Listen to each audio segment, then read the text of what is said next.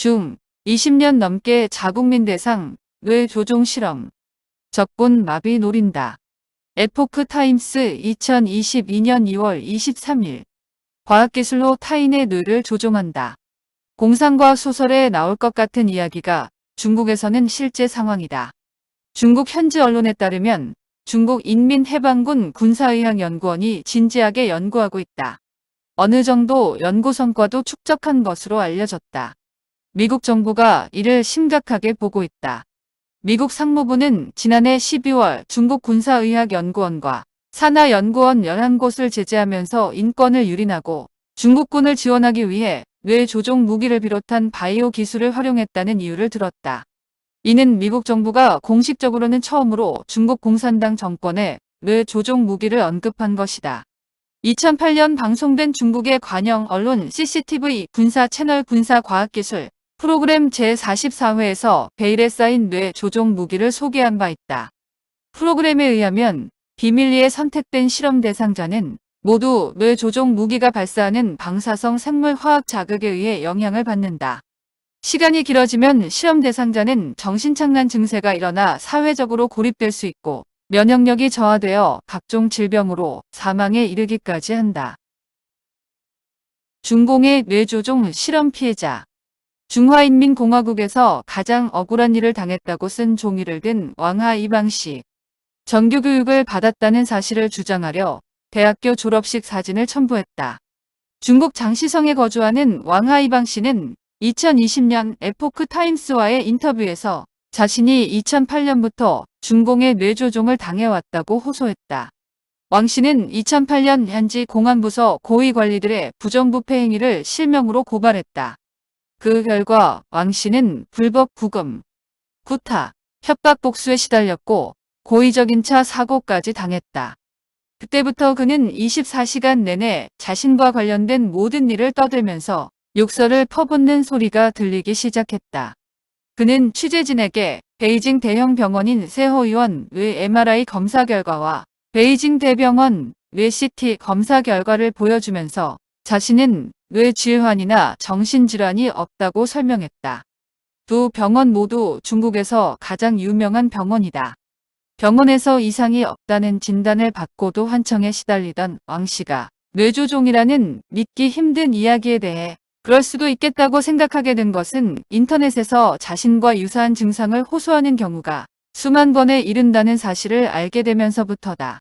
20대 때부터 환청이 들렸다는 시차오 씨는 6년이 넘도록 정신과 치료를 받았지만 차도가 없었다면서 정부 실험을 의심하게 된 근거로 인터넷에서 자신과 비슷한 고통을 겪는 사람들이 너무 많다는 사실을 들었다. 피해자 모임 대표 충모 씨는 지난 2019년 에포크 타임스와의 인터뷰에서 2016년부터 중국 전역의 피해자는 24개 성, 정부, 공안청, 국가안전청에 집단 신고했으며 2017년부터 현재까지 국가 차원의 신고를 6회 진행했다고 밝혔다. 충 씨는 현재 모든 기관은 이 일을 무마하려 하고 있으며 다수 피해자가 정신병원에 갇혀 탄압을 받고 있다고 주장했다. 피해자들은 코로나19 사태가 한창이던 지난 2020년 5월 중국 광둥성 둥관에 모여 항해 집회를 열기도 했다. 시민이나 언론의 호응을 얻지는 못했지만 이들은 일단 알리는 것부터 꾸준히 해나가겠다는 생각이다. 중공의 뇌조종 무기 연구. 뇌조종 무기의 존재는 피해자들의 주장만은 아니다. 중공은 최소 20년 동안 뇌조종 무기를 연구해온 것으로 알려졌다.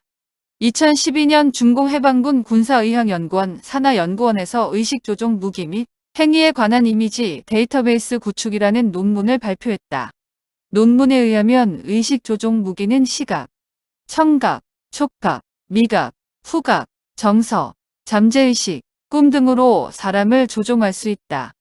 연구원들은 논문에서 이번 연구의 중점은 인간의 공격 행위를 유발하는 정서적 이미지와 영상 데이터베이스를 구축하는 것이라며 이 데이터베이스는 향후 개발될 공격형 무기의 총알로 사용될 것이라고 밝혔다. 2018년 6월 중공 언론 해방군보는 미래의 전쟁은 베네피질에서 시작될 것이다라는 기사를 발표했다. 2019년 1월 중공의 관영 언론 신화사가 전제한 중국 국방부의 기사 뇌조종 무기의 승리 비법은 이른바 뇌과학기술의 거대한 군사적 가치를 설명했다. 신문은 뇌과학기술은 무인, 무형, 무음의 산무 전쟁을 일으킬 수 있으며 뇌조종 무기를 사용하는 목적은 적군의 육체를 소멸하는 것이 아니라 의지를 정복하는 것이다 라고 밝혔다. 신문은 또한 새로운 뇌조종 기술을 언급했다. 사람의 대뇌에 칩을 심어 넣을 필요 없이 전자파, 광파, 음파, 심지어 냄새를 뇌조종의 매개체로 활용할 수 있다는 것이다. 신문은 마지막으로 뇌조종 무기를 개발하는 동시에 방어 기술도 개발해 미래의 전쟁에서 주도권을 잡아야 한다고 덧붙였다. 뇌조종 무기, 적군을 마비시키는 새로운 전쟁 방식 일고 수많은 피해자를 잃으면서 20년 넘게 진행해온 뇌조종 연구는 중공이 첨단 기술을 이용한 새로운 전쟁 방식을 실행에 옮기고 있음을 설명한다.